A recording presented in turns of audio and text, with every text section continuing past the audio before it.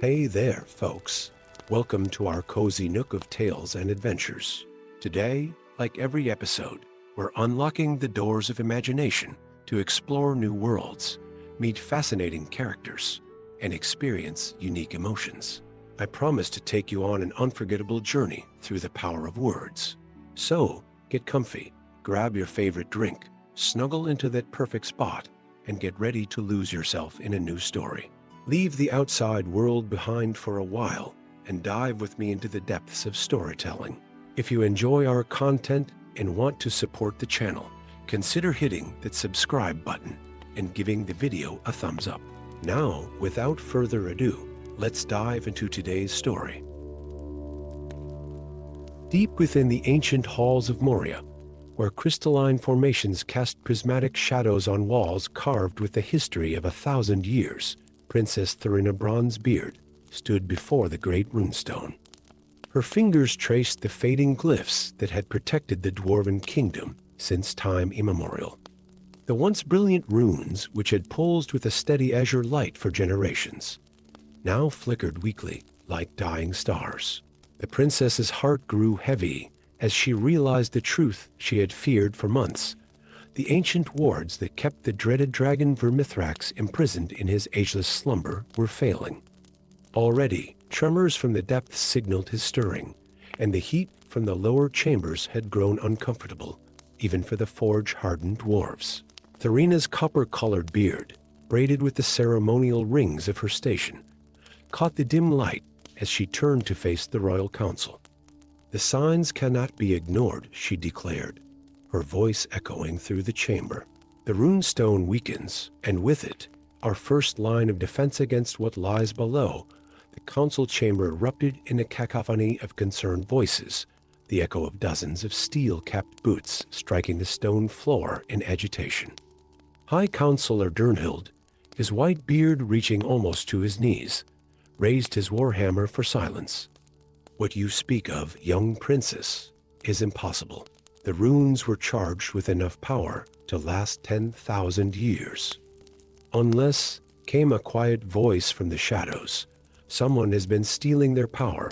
From a darkened alcove stepped a figure that caused every dwarf in the chamber to reach for their weapons. An elf. Her silver hair reflecting the crystalline light, moved with the silent grace of a mountain cat. The guards' axes remained lowered only because she wore the bronze medallion of a diplomatic envoy. Silence in shadow, Thurina acknowledged the elf with a slight nod. "You speak of theft. Explain yourself." The elf's violet eyes gleamed with ancient knowledge.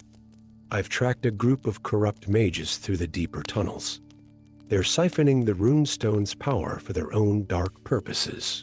They believe that by weakening the wards, they can harness Vermithrax's power for themselves." The chamber fell silent as the implications sank in.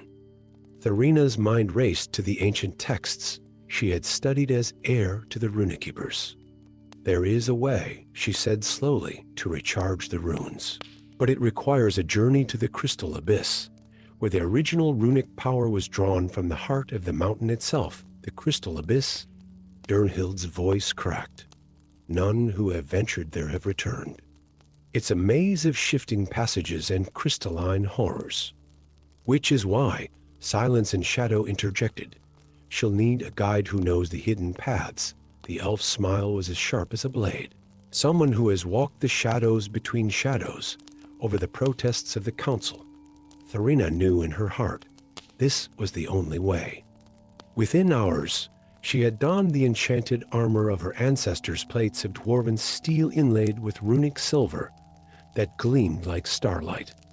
At her belt hung the rune hammer, a weapon that had been passed down through generations of Runekeepers. The unlikely paired dwarf princess and elven exile descended into the deeper levels of Moria. As they traveled further from the inhabited regions, the perfectly carved passages gave way to natural caverns of breathtaking beauty and terrible danger. Crystal formations sang with ethereal tones when touched by their torchlight, and phosphorescent fungi painted the walls in sheets of soft blue and green. The mages will be watching the main passages to the abyss, silence and shadow whispered as she led them through a crack in the wall that seemed impossibly narrow. But there are older ways, forgotten by both your people and mine. They traveled for days through the twisting paths, their journey punctuated by close encounters with cave trolls and crystalline constructs that haunted the deep places. Each challenge brought the unlikely companions closer together, their initial mistrust giving way to a grudging respect and then to genuine friendship. On the 5th day, they discovered the truth about the corrupt mages. In a vast chamber lit by pools of molten crystal, they found a circle of dark-robed figures performing a ritual that sent tendrils of sickly green energy snaking up through the rock toward the great runestone far above. They're not just weakening the wards, Therina realized with horror. They're corrupting them. When Vermithrax awakens, they'll be able to control him. Then we stop them here. Silence in Shadow knocked an arrow to her bow, the arrowhead gleaming with enchanted light. The battle that followed would be sung about in both Dwarven halls and elven forests for generations to come. Therina's runehammer sang as it struck, each blow sending cascades of sparks and magical energy into the air. Silence in Shadow's arrows found their marks with uncanny accuracy, disrupting the mage's concentration and breaking their circle. But it was when they worked together, Therina's hammer creating openings that Silence in Shadow's arrows exploited, the elf's acrobatic distractions allowing the dwarf to land crushing blows that they truly proved unstoppable.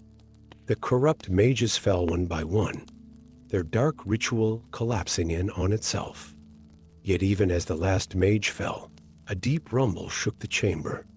The damage had been done. Vermithrax was stirring.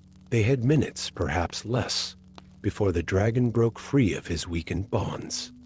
The heart crystal, Therina gasped, pointing to a massive crystal formation at the chamber's center that pulsed with pure magical energy. This is what my ancestors used to create the wards. We can use it again. Working together, they began an ancient ritual of renewal. Therina's voice rang out in ancient Khuzdul, the words of power her ancestors had used to forge the original wards. Silence in Shadow's elvish incantations wove between the dwarven phrases, creating a harmony that made the very rocks resonate. The heart crystal blazed with renewed power, sending a shaft of pure white light upward through the rock. Far above, the great runestone flared to life, its runes burning with a brightness that hadn't been seen in centuries. The tremors from below subsided as the wards were renewed and strengthened. In the days that followed, as Therina and Silence in Shadow made their way back to the upper levels of Moria, they spoke of the future. The barriers between their peoples had been built on prejudice and misunderstanding, just as the physical barriers of rock separated the surface from the depths. Standing before the restored great runestone, Therina made an unprecedented declaration to the council. Silence in Shadow would be named Friend of the Mountain, the first elf to hold such an honor.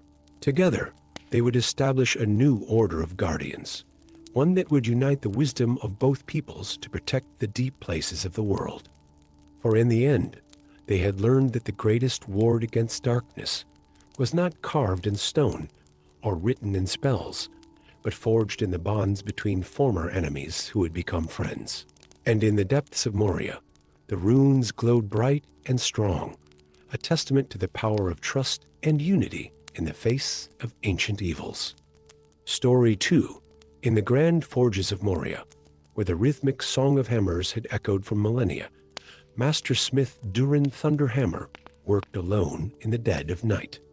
His weathered hands traced the intricate patterns of the crown of 1,000 suns, his masterwork that now brought him nothing but sorrow.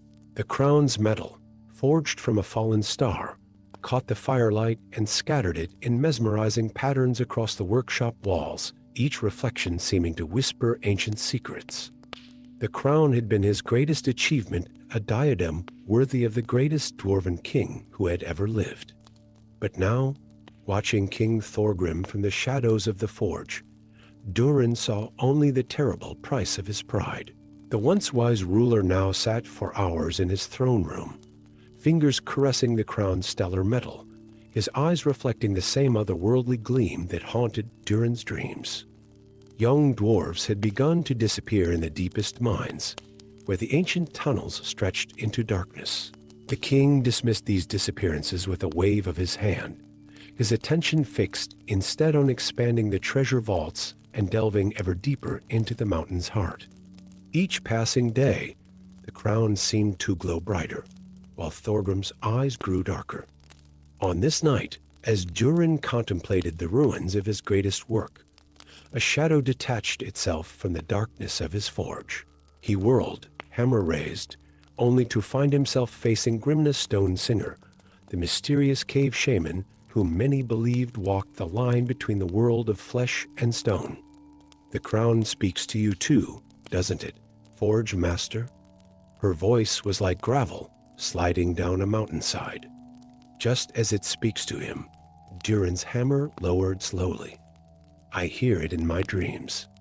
It wants something deep within the mountain." Grimna's eyes, gray as storm clouds, fixed upon him. The star metal remembers where it fell, Thunderhammer. It yearns to return to its origin point, the heart of the Forbidden Mountain. And it will drive our king to madness until that yearning is fulfilled, the Forbidden Mountain. Durin's voice cracked. No dwarf has returned from those peaks in 1,000 years. The ancient texts speak of creatures that dwell there, things that even our bravest warriors feared to face, yet face them you must, Grimna replied, pulling a crystal from her robes that glowed with an inner fire.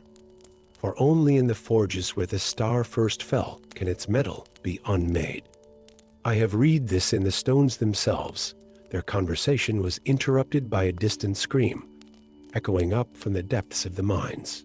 Without hesitation, they raced through the twisting tunnels, Grimna's crystal lighting their way. They found a group of young miners backed against a wall, facing something that made Durin's blood run cold, a massive creature of living crystal and shadow, its form constantly shifting like smoke caught in glass. "The crown's influence grows stronger," Grimna whispered as they helped the miners retreat. "It awakens things that should have remained sleeping. We must act now, before more are lost under the cover of darkness." Durin gathered his most trusted tools and the ancient forge texts passed down through generations of master smiths. Grimna brought relics of her own crystals that hummed with strange energies and bones carved with symbols that made Durin's eyes hurt to look at them. Their journey to the Forbidden Mountain was a nightmare of narrow escapes and desperate battles. Crystal creatures emerged from the walls themselves, their forms becoming more twisted and aggressive the closer they got to their destination.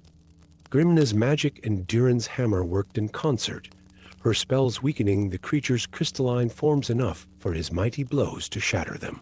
As they climbed higher into the mountain's heights, the air grew thin and sharp with cold.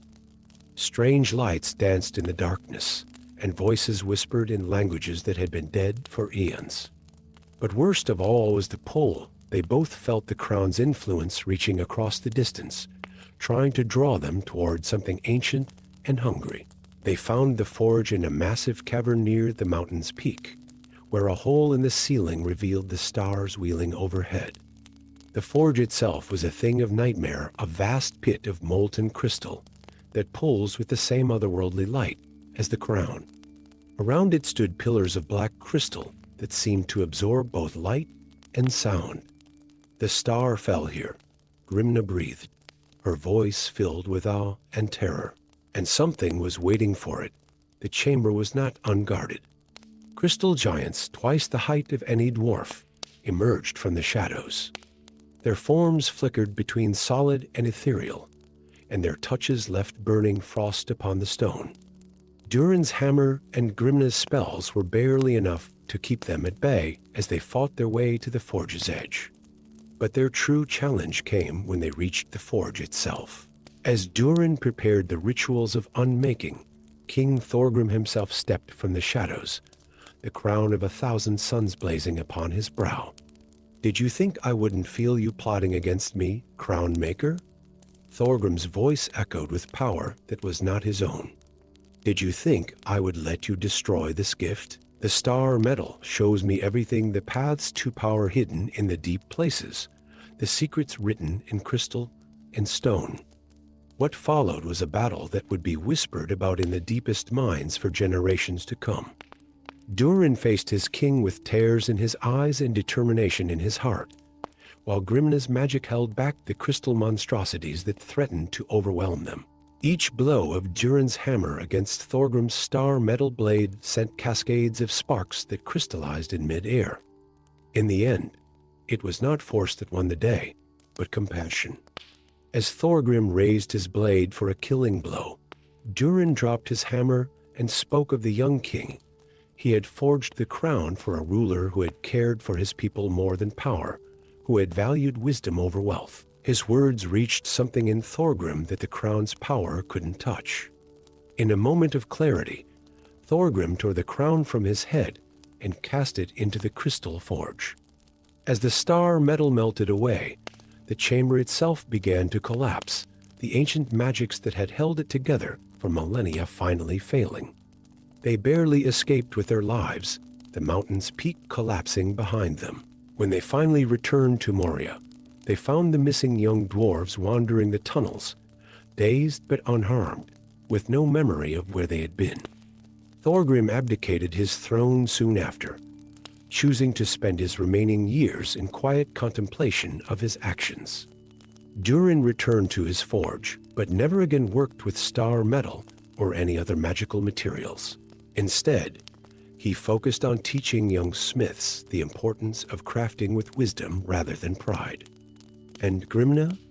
She returned to her cave singing, but now she had a new song to share, a warning about the price of power and the courage it takes to destroy what you love most when you know it has become corrupted.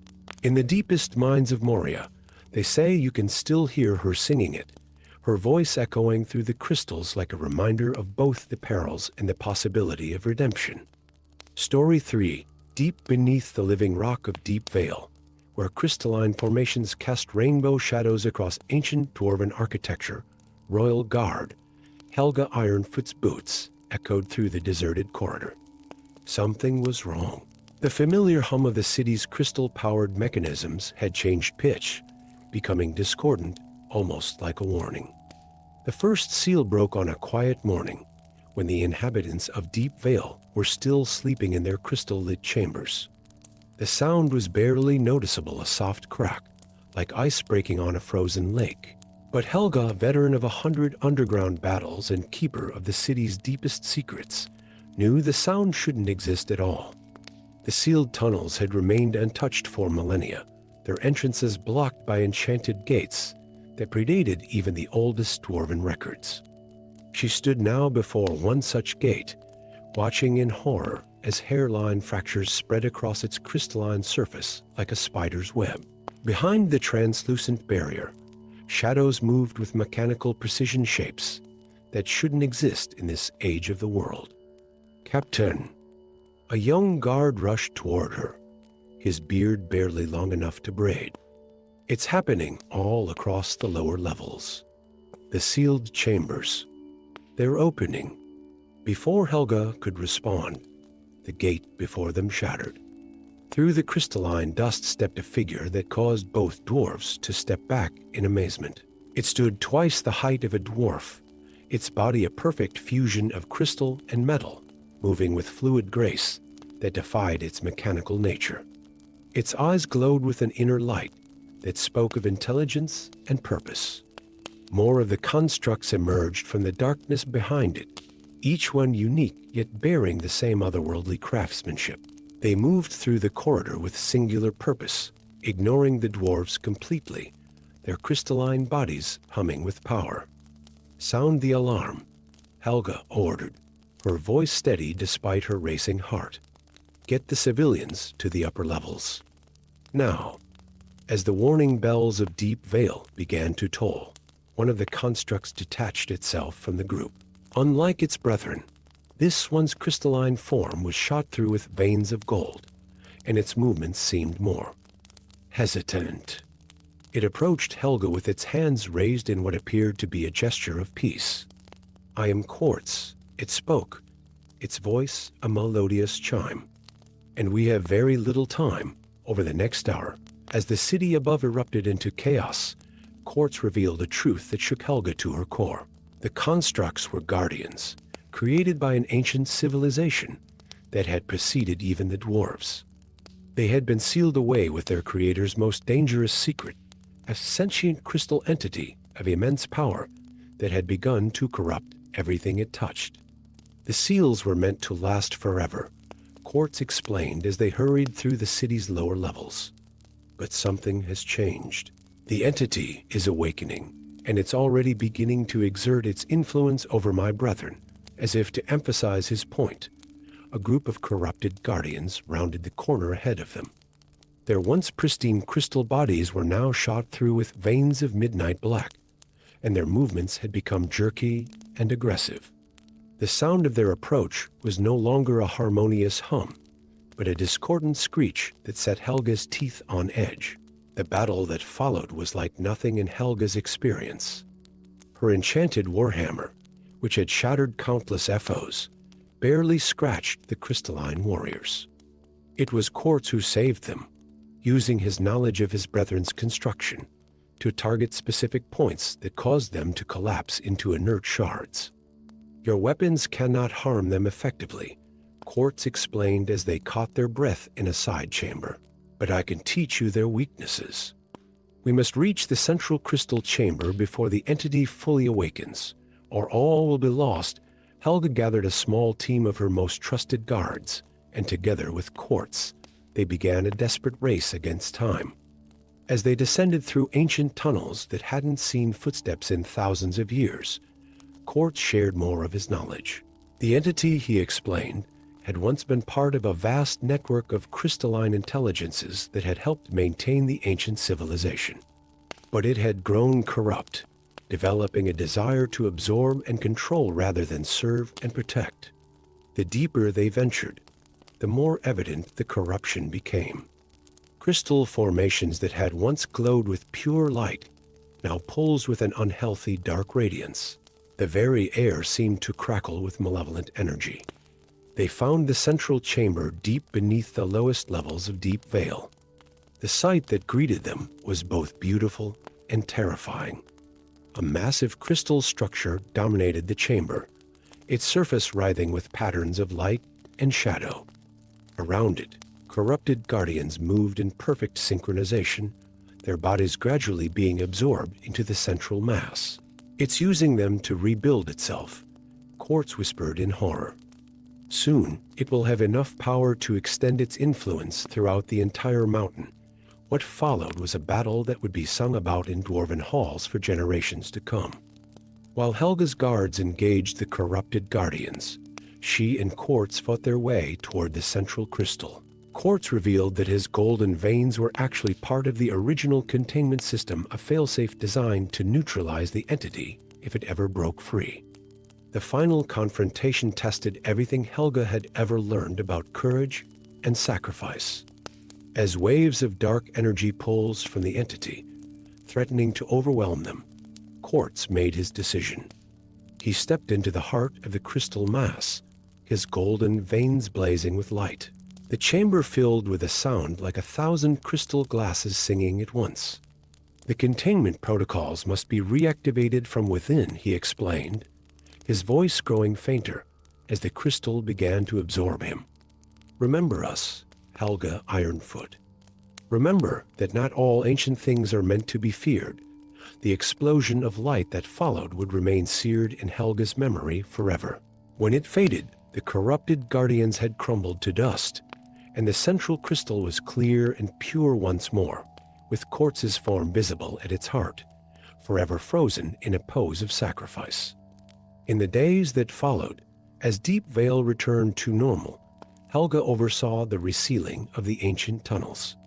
But she also established a new order of guards, the Crystal Wardens, dedicated to preserving the knowledge Quartz had shared. For she had learned that the past held not only dangers but also wisdom, and both needed proper guardianship.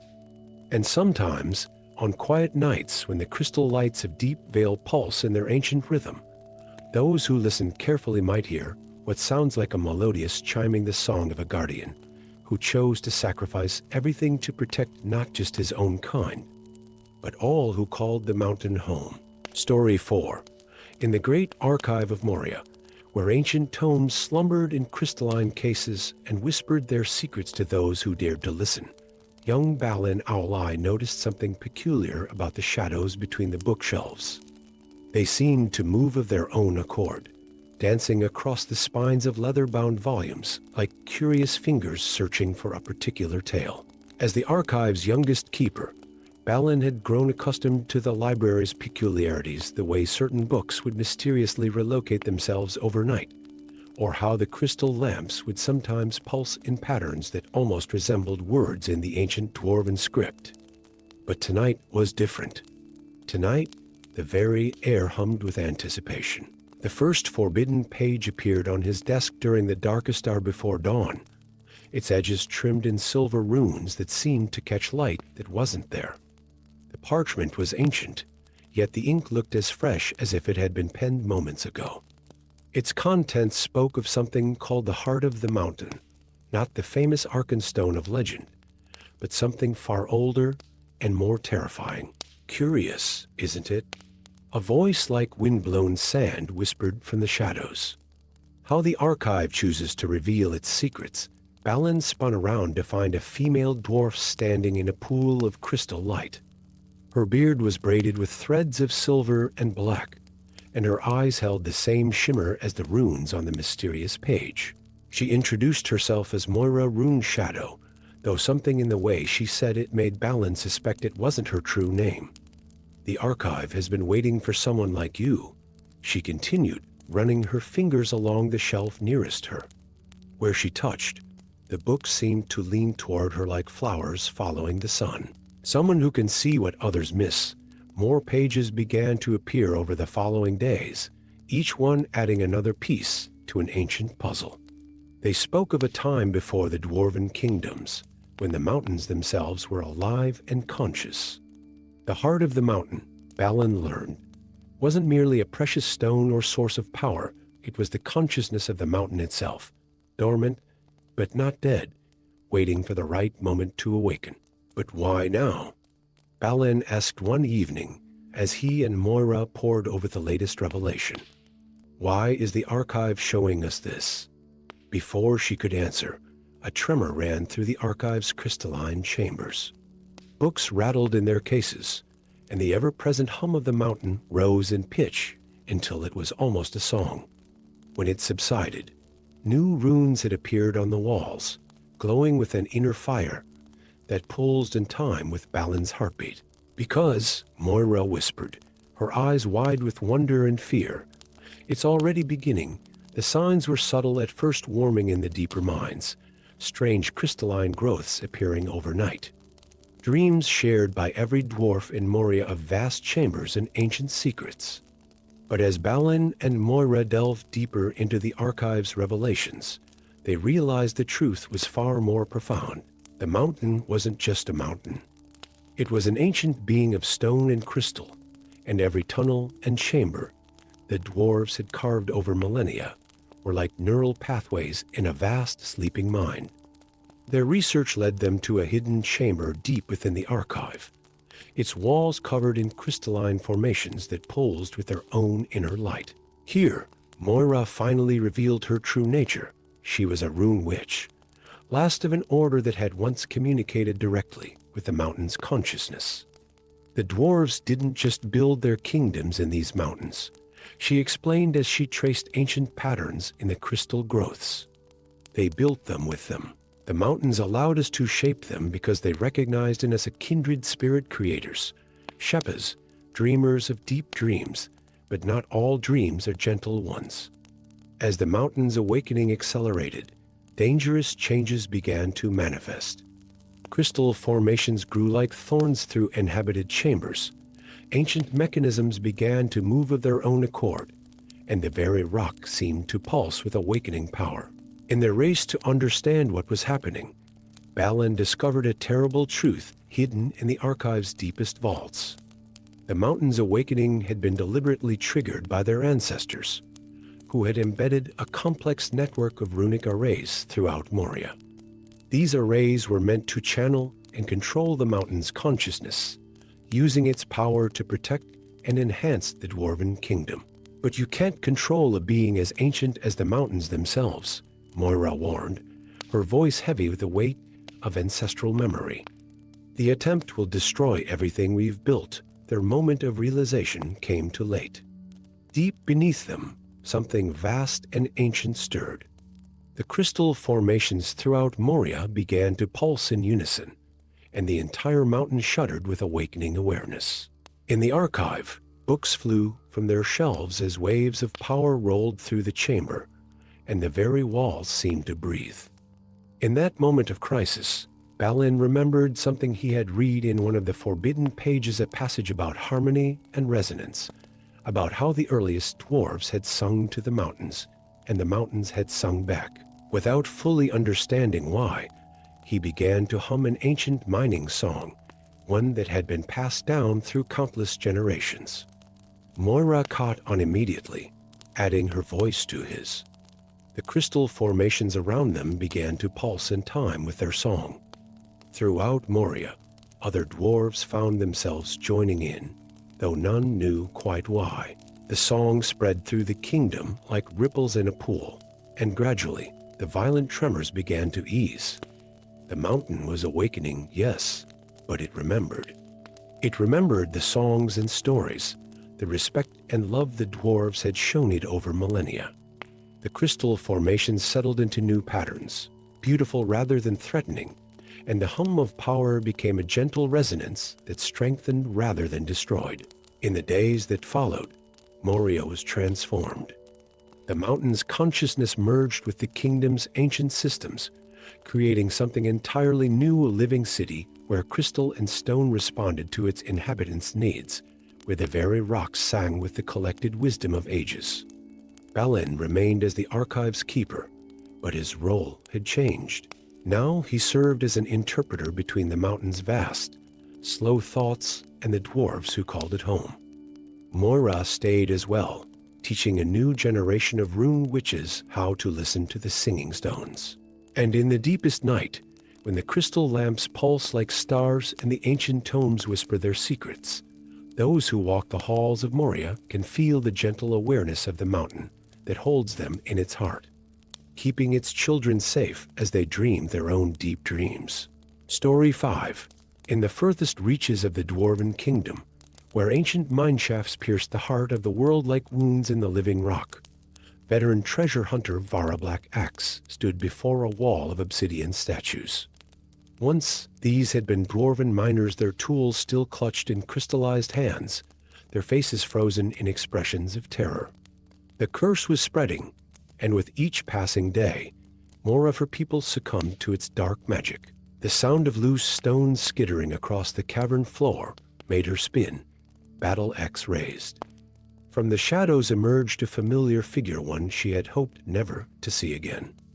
Thrain Lightstep, the infamous relic thief, raised his hands in a gesture of peace, though the smirk beneath his braided beard suggested anything but. "I wondered how long it would take you to track the curse to its source," he said, stepping into the crystal light. "Though I suspect you've reached the same conclusion, we can't stop this alone." Vara's grip tightened on her axe. "Last time we met, you left me to die in the maze of mirrors. Give me one reason why I shouldn't return the favor, because I know where to find the eternal flame chalice," Thrain replied, pulling an ancient map from his vest. "And you know how to reach the lost temple of the Fate Forgers." The map was genuine. Vara could tell by the runes that glowed faintly along its edges, written in ink, mixed with powdered crystal. It showed a path through the unexplored depths, leading to a place that had existed only in legend, the Temple of the Fate Forgers, where the first Dwarven kings had learned to bend destiny itself to their will. As much as she hated to admit it, Thrain was right. The curse was spreading too quickly for pride or old grudges to matter. Already, entire sections of the outer mines had been quarantined, their inhabitants transformed into obsidian statues that seemed to shift position when no one was looking. Their journey began in the pre-dawn hours, when the crystal lights of the main caverns dimmed to simulate night. They traveled light, each carrying only essential tools, weapons, and enough provisions for a week underground. Vara led the way, her centuries of experience allowing her to read the subtle signs in the rock that would lead them to the deeper paths. The first challenge came at the Chasm of Whispers, where the ground fell away into darkness, so deep that even their strongest crystal lights couldn't penetrate it. Ancient legends said the chasm had no bottom, that it reached all the way to the roots of the world. The whispers that gave it its name seemed to carry fragments of long-forgotten languages, echoing up from the depths. There used to be a bridge here, Thrain muttered, consulting the map. Built by the Fate Forgers themselves, Vara pointed to a series of ancient anchor points carved into the rock. There still is. We just can't see it, using techniques passed down through generations of treasure hunters. She produced a vial of luminescent cave moss extract. When sprinkled into the air, it revealed what had been hidden: a bridge of pure force, its surface decorated with runes that pulsed with power older than the kingdom itself. As they ventured deeper, the signs of the curse's origin became more apparent. Veins of obsidian ran through the rock like infected wounds, and the air grew heavy with magical energy that made their skin tingle and their beards stand on end. They passed more statues, not just dwarves, but other creatures that had wandered too close to the source.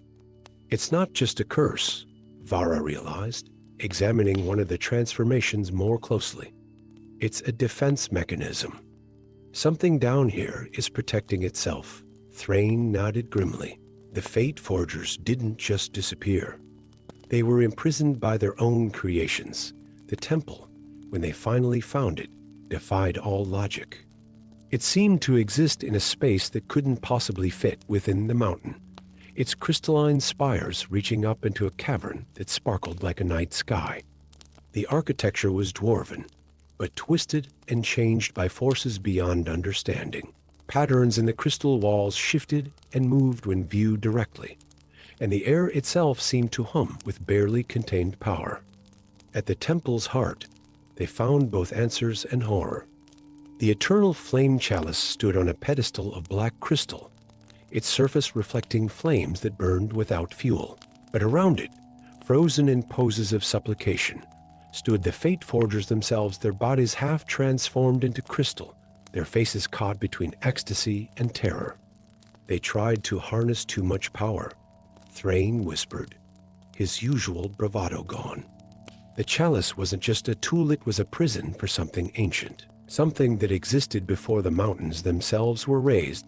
The entity trapped within the chalice was awakening, its power leaking out in the form of the curse. Each transformed dwarf added to its strength, their life force feeding into the ancient bonds that held it captive. Soon, it would be strong enough to break free completely. The solution, when it came to them, was both simple and terrible. The chalice couldn't be destroyed, its power was too fundamental to the mountain's existence. But its prison could be reinforced at a price. The Fate Forgers used their own life force to bind it, Vara said, reading the runes that spiraled around the temple's walls. That's why they're like this, caught between life and crystal, forever maintaining the seal.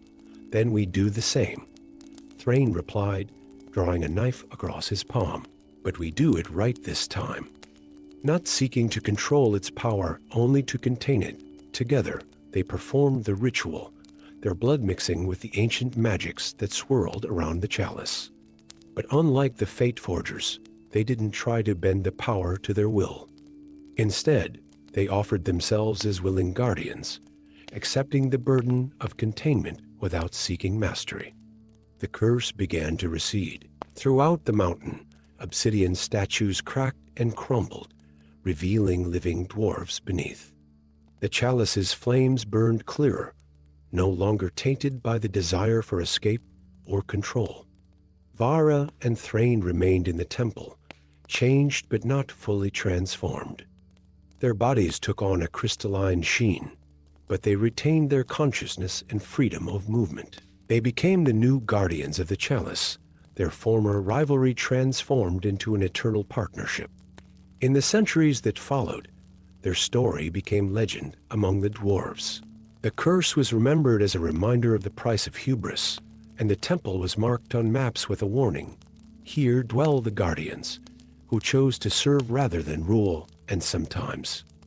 Those who venture deep enough into the mountain claim they can hear two voices raised in song, echoing through the crystal halls, a harmony of redemption that has lasted through the ages. Story 6. Deep within the hallowed halls of Moria, where ancient flames had burned unquenched for 1,000 years, young Thorin Hammerfire stood before his grandfather's anvil. The massive block of metal, its surface etched with runes that seemed to shift in the dancing forge light, had been passed down through generations of master smiths. But never before had it hummed with such intensity, its deep resonance stirring something in the very bones of the mountain. Thorin's calloused fingers traced the glowing sigils, their heat barely noticeable to hands long accustomed to the forge's embrace. The hammer at his belt, his father's last gift before the darkness took him, grew inexplicably heavy. In the depths of the great forges, the usual rhythmic percussion of hammers on anvils had fallen silent, as if the very heart of Moria held its breath. You feel it too, don't you? The voice, soft as shadow but sharp as steel, belonged to Morwen, the elven sorceress who had arrived at the Dwarven gates 3 days prior. Her silver hair caught the forge light like spun moonbeams, her ancient eyes holding secrets darker than the deepest mine shaft. The anvil calls to its master's blood. Thorin's hand instinctively tightened around his hammer's handle. What would an elf know of dwarven forgecraft? But even as the words left his lips, he knew they rang hollow. Something was stirring in the deep places of the world, something that cared nothing for the ancient rivalries between their peoples. The ground trembled, a low moan echoing through the vast chambers. From the lowest mines, where the bravest delvers feared to venture, came the sound of breaking stone, and something else, something that reminded Thorin of his father's last screams. "It wakes," Morwen whispered, her composure cracking for the first time since her arrival. "The void smith stirs in his prison, and your grandfather's anvil may be the only thing standing between this realm and utter destruction." The truth unfolded like a dark flower in Thorin's mind. The stories his grandfather had told him of the anvil's power, how it could bind more than mere metal, how it could forge bonds between the physical world and the realm of spirits. They weren't just bedtime tales for young dwarflings. They were warnings. The hammer. Thorin pulled his father's tool from his belt, seeing it now with new eyes. The markings that decorated its head weren't mere ornaments, they were containment runes, similar to those that pulsed on the anvil's surface. He knew. My father knew what was coming. Morwen nodded grimly. Your father and I fought together in the deep wars, though both our peoples have chosen to forget that alliance. He discovered what slumbered in the depths of being of chaos that sought to unmake the very foundations of the world. He sacrificed himself to strengthen its prison, but even that great deed could only buy us time. Another tremor shook the forge, stronger this time. Distant screams echoed from the lower levels, accompanied by the clash of weapons and the roar of something that should never have been woken. "The void smith comes." Morwen's voice was tight with urgency.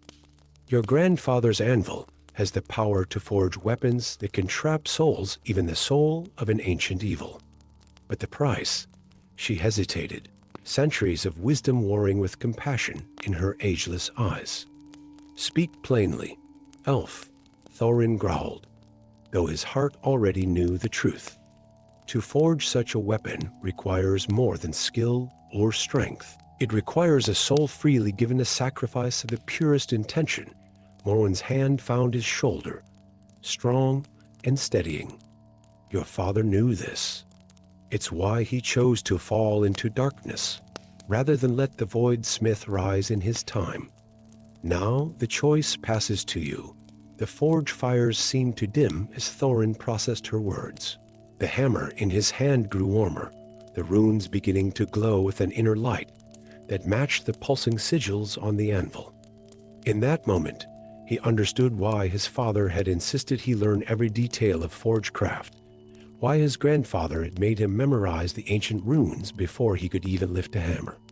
They had been preparing him for this moment. A massive explosion rocked the entire mountain. The sounds of battle grew closer, accompanied by the screams of his fellow dwarves. Whatever was coming would not be contained in the deep places for much longer. Howl. The single word carried the weight of mountains. Morwen moved swiftly, her hands dancing over the anvil's surface, awakening runes that had slumbered for generations. The hammer is the key. It's been drinking in your essence since the day your father gave it to you, combined with the anvil's power, and she paused, meeting his eyes. And your willing sacrifice, we can forge a weapon capable of binding the Void Smith for another 1,000 years. Thorin's mind raced through memories. His father's last smile before descending into the depths. His grandfather's patient teachings at this very anvil. The weight of responsibility that had always seemed to rest on his young shoulders. He thought of his people above, of the kingdom that had stood proud for countless generations. The decision, when it came, felt like releasing a breath held too long. Tell me what I must do. What followed was both the longest and shortest night of Thorin's life. As the Void Smith's forces crashed against the great doors of the forge, Morwen guided him through the most complex forging of his life. The hammer sang in his hands, each strike drawing not just on his strength, but on his very essence. The anvil's runes blazed with power, drinking in his sacrifice with each precisely placed blow. As the doors began to splinter, as the corrupted forms of former friends clawed their way into the forge, Thorin struck the final blow. The blade that took shape under his hammer gleamed with an inner light, its edge sharp enough to cut shadows, its surface swimming with the same runes that adorned the anvil. He felt hollow, emptied of everything except purpose. But as the Void Smith itself crashed into the forge, a writhing mass of darkness, an unmaking Thorin smiled his father's smile and raised the blade. The battle that followed would be sung of in both Dwarven halls and elven forests for generations to come. They would tell of how Thorin Hammerfire and Morwen, the wise, stood together against chaos itself, of how a blade forged with sacrifice bound an ancient evil back into the depths. They would speak in hushed tones of the price paid, of how the young smith's body was found turned to pure crystal, his last expression one of peace. But few would know the full truth, how in the moment of victory, as the Void Smith was drawn screaming into the blade, a fraction of Thorin's sacrificed soul remained free. Bound to his grandfather's anvil, he would watch over future generations of smiths, a guardian spirit ensuring that the knowledge of soul forging would never be lost should the darkness ever rise again. And on quiet nights, when the forge fires burn low, they say you can still hear the rhythm of his hammer, keeping time with the heartbeat of the mountain itself. Story 7. The ancient runes of Moria had protected the Dwarven realm for millennia, their ethereal light pulsing through the veins of crystal that threaded the mountain's heart. But on this night, as Helga Runesteady made her nightly rounds of the great Rune Hall, something was different. The familiar blue glow of the protection circle had dimmed to a sickly purple, and the air itself seemed to crackle with unseen tension. Helga's fingers, calloused from years of carving renewal runes, traced the failing sigils. Each touch sent sparks of ancient magic dancing across her skin, but where there should have been warmth and reassurance, she felt only a creeping cold. The runes were dying, and with them, the magical barriers that kept the kingdom safe from the horrors that dwelled in the deep places of the world. Apprentice Runesteady, the voice of Master Thorgrim, echoed through the vast chamber, his tone carrying none of its usual warmth. Behind him stood 3 members of the king's guard, their armor gleaming in the failing runelight. Step away from the protection circle, Master. The runes are failing, Helga began, but the words died in her throat as she saw the accusation in her mentor's eyes. You don't think? The evidence is clear. Thorgrim's voice cracked like stone splitting. Your access to the ancient texts, your late-night studies, and now this systematic failure of our most sacred protections. The corruption spreads outward from every rune you've touched in the past month. Helga's mind raced. True, she had been studying the oldest texts, searching for answers to the strange dreams that had plagued her sleep visions of deeper, darker runes hidden beneath the mountain. But sabotage. Master, please. The guards moved forward, their boots heavy on the crystal floor. But before they could reach her, a section of the wall behind Helga shifted. Without thinking, she leaped backward, falling through a hidden passage that sealed itself instantly behind her. The sudden darkness was absolute, but Helga's hands found rough, hewn stone walls. Years of navigating the mountain's tunnels had taught her to trust her other senses. She moved forward, her heart pounding in rhythm with the dying pulses of the runes above. Well, that was quite the entrance. The gravelly voice nearly stopped Helga's heart. She spun, hands raised in defense, only to face a stooped merchant she recognized from the marketplace. Grim, the wanderer stood in a pool of soft golden light, his typical peddler's rags replaced by scales that seemed to shift between bronze and black. You're no merchant, Helga breathed, realization dawning. Grim's laugh rumbled like distant thunder. And you, young one, are no trader. Though I suspect you've begun to sense what your masters have forgotten. His form rippled, expanding until a massive dragon filled the cavern, his scales now definitely more black than bronze. They call me Grim the Ancient, and I've watched over this mountain since before your people carved their first rune. Helga should have been terrified, but the dragon's presence felt right, like the answer to a riddle she'd been trying to solve. The dreams, she whispered. You sent them. I showed you what was already there.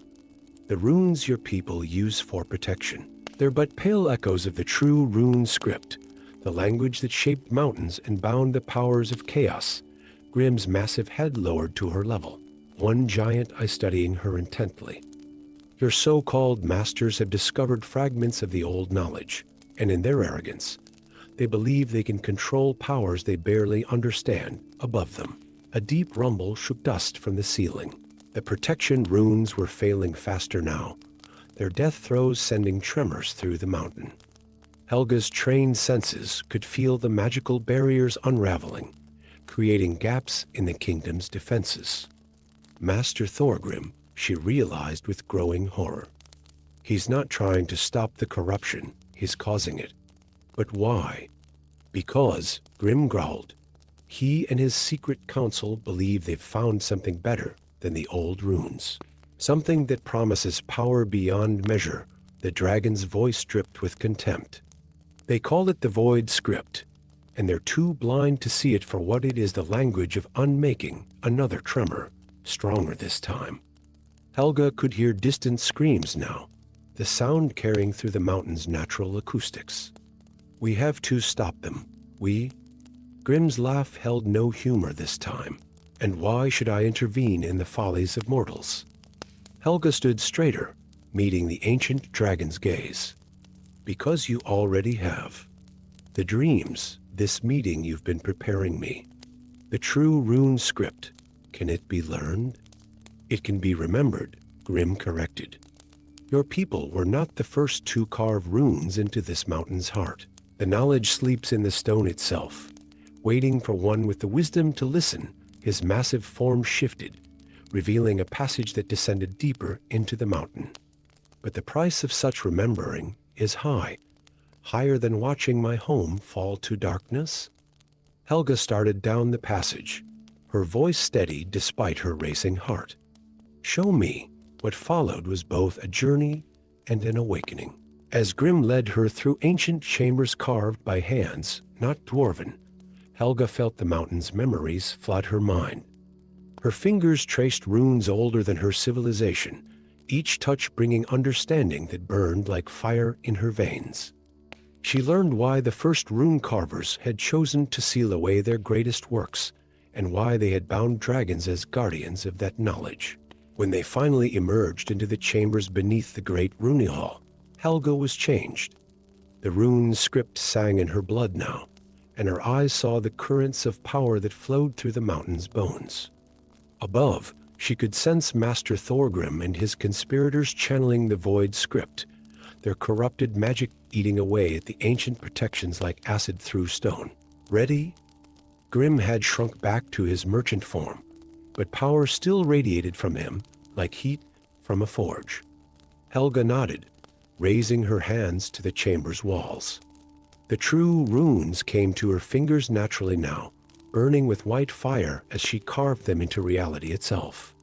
Each symbol was a word in the language of creation, and together they sang a song of renewal and rebirth. The battle that followed would be remembered in Dwarven legend for generations. They spoke of how Helga Runesteady, last of the true Runekeepers, stood against the corruption with an ancient dragon at her side. They told of how she rewrote the mountain's defenses in letters of living light, binding the void script and those who would wield it. Master Thorgrim and his followers were sealed in crystal, their corrupted knowledge locked away where it could do no harm. The old protection runes were replaced with their true forms, stronger and deeper than before. And if the dwarves of Moria sometimes spotted a familiar merchant in their marketplace, speaking quietly with a young runekeeper whose eyes held ancient wisdom, well, some secrets were worth keeping. For in the end, it wasn't just the runes that protected the kingdom, but the understanding that true power lay not in domination, but in the wisdom to know when to let ancient magic sleep. Story 8. In the great hall of Moria, where crystal spires pierced the mountain's heart like frozen lightning, the crystal throne stood silent and accusing. King Balin, the just lay transformed into pure crystal, his final expression caught between warning and terror. Before him knelt his youngest son, Prince Darren, his reflection fractured 1,000 times in his father's crystalline form. The throne itself seemed to pulse with an inner light, its ancient surface carved with runes that shifted and changed with each passing moment. For centuries, it had served as the seat of truth in the Dwarven kingdom, its magic revealing every lie spoken in its presence. Now it had claimed its first victim in 500 years. Your Highness, the voice belonged to Lady Morgana Stone Singer, the kingdom's chief sage and keeper of ancient lore. The council awaits your decision. Darren's fingers traced the cold surface of his father's crystallized hand. They await their new king, you mean. His voice was bitter as forged smoke. But we both know what the prophecy says about the throne. Only one with a heart pure as diamond may sit upon the crystal throne, Morgana recited, her ancient eyes full of sympathy. But perhaps purity is not what we have always assumed it to be. Before Darren could respond, a commotion erupted at the hall's entrance. Guards rushed forward as a dwarf stumbled in, his beard crusted with crystal shards. The crystal plague, he gasped before collapsing. It spreads through the lower mines. The next hours passed in a blur of reports and rising panic. Whatever had transformed King Balin was no longer confined to the throne room. Throughout the Mountain Kingdom, cases of crystallization began to appear. A merchant mid-bargain, a smith at his forge, a mother singing to her child. Each victim transformed into perfect crystal, their final moments preserved in transparent detail. Political factions within the council seized upon the chaos. Lord Grimfist, master of the warrior clans, demanded immediate action. The throne must be occupied. The kingdom needs leadership.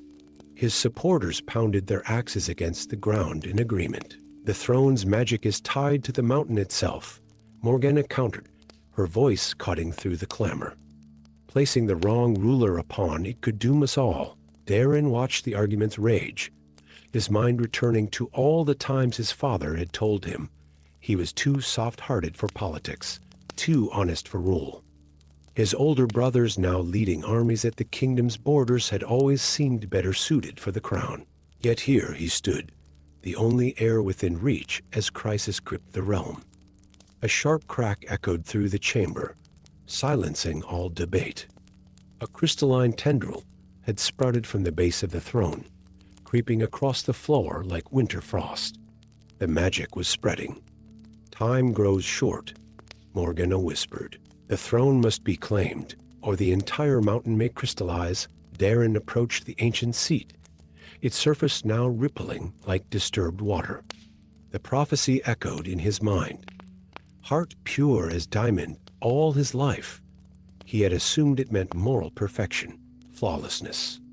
But diamonds weren't born perfect. They were created under incredible pressure, their flaws part of what made them strong.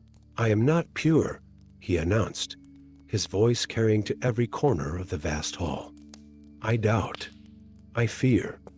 I've envied my brothers and resented my father's disappointment. He placed one hand on the throne's arm, feeling its cold bite. But I accept these flaws. They are part of who I am. As much as my desire to serve this kingdom, the throne's crystal surface began to glow, responding to his touch. Lord Grimfis stepped forward, alarm on his features. My prince, wait. But Darren was already sitting down. The crystal's song filled his mind immediately, a chorus of truth that threatened to overwhelm his consciousness. Through it, he saw everything, the web of lies and half-truths that filled his court, including the darkest one of all. The crystal plague had not started with his father's transformation. It had begun weeks ago, in secret meetings where Lord Grimfist and his conspirators had experimented with forbidden crystal magic, seeking to enhance the throne's power for their own ends. The throne's magic surged through Darren, but instead of fighting it, he accepted it as he had accepted his own imperfections. The crystal began to spread over his skin, but where it had consumed others, it merely coated him in a glittering armor. The throne does not demand perfection, he spoke, his voice resonating with crystalline overtones. It demands acceptance of truth, including the truth of our own nature. He stood, the crystal armor catching the light like stars. Lord Grimfist, step forward and speak of what you and your followers have done. The warrior lord's face contorted, but as he opened his mouth to deny the accusation, crystal began creeping up his boots. The throne's power had expanded, filling the entire hall with its truth-compelling magic. What followed was a time of revelation and healing.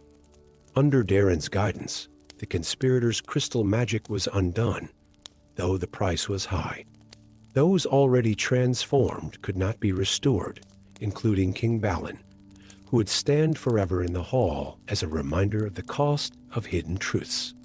Darren proved to be a different kind of king than his father. Where Balin had used the throne's power to command truth from others, Darren used it to offer truth freely. He spoke openly of his doubts and fears, showing that true leadership came not from perfection, but from the wisdom to learn from one's flaws. The crystal throne changed as well. Though it still revealed lies, its magic became more nuanced, helping those who sat before it understand their own truths, rather than simply condemning their falsehoods. The crystal that had threatened to consume the kingdom was transformed into a network of luminous veins throughout the mountain, their light a constant reminder that truth, like the heart of a diamond, could be both beautiful and flawed.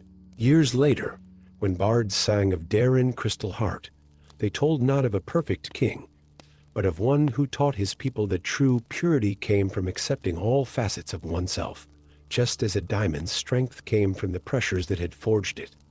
And in the great hall of Moria, the crystal throne continued its vigil, no longer a seat of judgment, but a mirror in which each person could see their truest self-flaws, fears, hopes, and all. Story 9. The stones whispered their secrets to Sigrid Lightfoot long before anyone else could hear them. While other masterminders relied on maps and measuring tools, she simply pressed her palm against the mountain's heart and listened. The veins of precious ore sang to her like silver streams in the dark, each mineral having its own distinct voice in the eternal song of stone. But on this day, deep in the unmapped tunnels beneath Moria, the stones sang a different melody. Their usual harmonious whispers had become a discordant chorus, speaking of things that should not be echoes of choices unmade and paths untaken. "There's something down here," Sigrid murmured to her apprentice, Bjorn Deep Delver. "Something wrong." Her fingers traced the rough wall, following a pattern that seemed to shift beneath her touch. The rock felt wrong, too simultaneously ancient and new, as if time itself had become confused in this deep place. Bjorn raised his crystal lamp higher, its enchanted light casting strange shadows on the tunnel walls. "Master Sigrid, perhaps we should return to the main mines.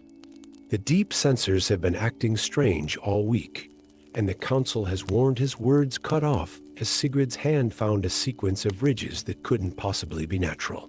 The stone beneath her fingers yielded like soft clay, revealing glyphs that burned with an inner light. Before either dwarf could react, the tunnel wall dissolved, revealing a vast chamber that by all rights shouldn't exist within the mountain's known geometry. By the ancestors' beards, Bjorn breathed.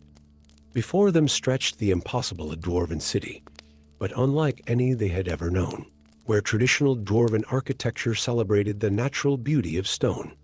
This place bent rock to unnatural shapes. Spires of obsidian twisted like frozen smoke. Buildings defied gravity in ways that hurt the eyes, and throughout it, all ran veins of something that resembled mithril, but pulsed with sickly green light. "This is wrong," Sigrid whispered, but her gift was already telling her more. The stones here spoke in familiar voices, but their words were twisted, wrong. This was Moria, but not their Moria. This was something else, a shadow realm where their ancestors had made very different choices. A figure emerged from one of the impossible buildings, moving with the stiff grace of animated stone. Its form was dwarven, but its flesh was granite, and where eyes should be, green crystals gleamed with ancient intelligence. At last, the stone dwarf spoke, its voice grinding like millstones. The echoes have found resonance. It turned its crystal gaze to Sigrid.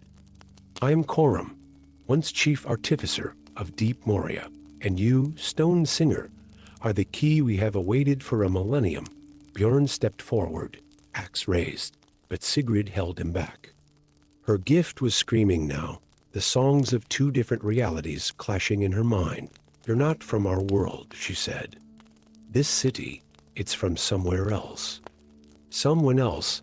Coram's granite features shifted in what might have been a smile. "Smart girl. In our reality, we embraced the deep magic, learned to bind our souls to stone and crystal. We achieved immortality, perfection." His crystal eyes flickered. "And damnation," the truth hit Sigrid like a cave-in. "The green light in the mines this past week, the way the deep sensors have been acting. You're not just showing us your realm, you're trying to overlay it onto ours. Our reality is dying," Coram stated simply. "The deep magic consumed everything, turned all to stone and crystal. But we found a way to reach across the walls between worlds, to find a reality where different choices were made. Your reality," he extended a granite hand. "Your gift, your ability to hear the stone's song, it creates a bridge between our worlds. Help us cross over, stone singer. Save us for a moment." Sigrid almost felt pity. But the stones of her own realm were screaming louder now, warning of the catastrophe to come if these echoes of a dead reality were allowed to manifest fully in her world. "How many?" she asked. "How many of you are there?" "All of us," Coram replied. "Every dwarf who ever lived in our realm, preserved in stone and crystal, waiting to live again through reality's flesh and blood population." Horror rose in Sigrid's throat. "You mean to replace us? To overwrite our entire reality with yours? We mean to survive." Coram's granite face cracked with emotion. "You would do the same, if..." But Sigrid was no longer listening. Her hands were pressed against the chamber's floor, her gift reaching deeper than it ever had before. The stones of her realm sang to her of sacrifice and salvation, of choices and consequences. And underneath it all, they sang of solution. "Bjorn," she said quietly, "run." Her apprentice hesitated only a moment before understanding lit his eyes. He turned and fled as Sigrid began to sing not the usual gentle melody she used to coax her from stone, but an ancient song of binding and barriers that the very bones of the mountain had taught her. Coram lurched forward. "No, you don't understand what you're doing." But Sigrid understood perfectly. Her song rose in power, harmonizing with her reality's natural frequency, while creating devastating dissonance with the echoes of the shadow realm. The impossible city began to waver like a mirage in desert heat. "You made your choice 1,000 years ago," she told Coram as he began to fade. "You must live with it, as we live with ours." The battle that followed was fought not with weapons, but with songs and resonance. Sigrid's voice rang through the deep places, reinforcing the walls between realities, while the Shadow Realm's inhabitants fought to maintain their foothold. The green light that had infected the mines turned to crystal dust and blew away like desert sand. When the mine rescue teams finally reached her, they found Sigrid unconscious but alive, surrounded by a perfect circle of crystal flowers, the last echo of a reality that had chosen power over wisdom, preserved as a warning for future generations. In the years that followed, those who ventured into the deep places sometimes reported hearing strange harmonies in the stone, as if two songs were being sung at once. But the stones never again whispered to Sigrid of paths untaken or realities best left unexplored. She had made her choice, just as their Shadow Realm counterparts had made theirs, and in doing so had proven that some prices were too high to pay, even for immortality. And in the deepest chambers of Moria, where the veins of ore still sing their ancient songs, the crystal flowers remain, their facets reflecting not green light, but the pure, natural radiance of a reality that chose to remain true to itself. Story 10.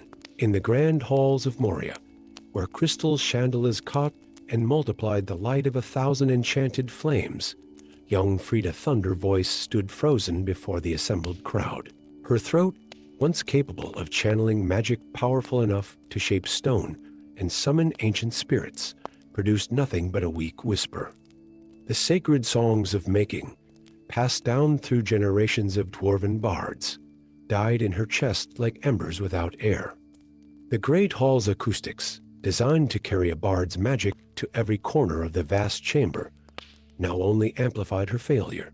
In the front row, Master Harmonious, keeper of the sacred scores, shook his head sadly. Behind him, the other members of the Bardic Council exchanged worried glances. This was the third bard this month to lose their voice and their magic. "I don't understand," Frida croaked, her words barely audible. "Yesterday, I could sing the stone-shaping symphony perfectly." Her fingers clutched the enchanted resonance crystal that hung around her neck, now cold and lifeless where it had once pulsed with power. Before Master Harmonious could respond, a thunderous grinding noise echoed through the hall. The great mechanical gates, maintained for centuries by song-powered enchantments, shuddered and began to close on their own. Throughout the kingdom, similar sounds indicated other magical systems failing: water pumps, ventilation shafts, lighting arrays, all powered by the bard's magical songs. "The kingdom's song is dying," Master Harmonious announced grimly.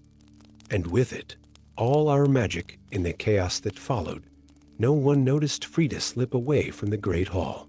No one except Dwarven, the peculiar mechanical construct that had appeared in the lower forges a month ago. Unlike other golem servants, Dwarven showed signs of independent thought, often lingering near the bard's practice chambers to listen to their songs. "You seek answers." Dwarven's voice resonated with metallic undertones as he fell into step beside her. "I know where you might find them." Frida should have been surprised by the construct's initiative, but somehow his presence felt right.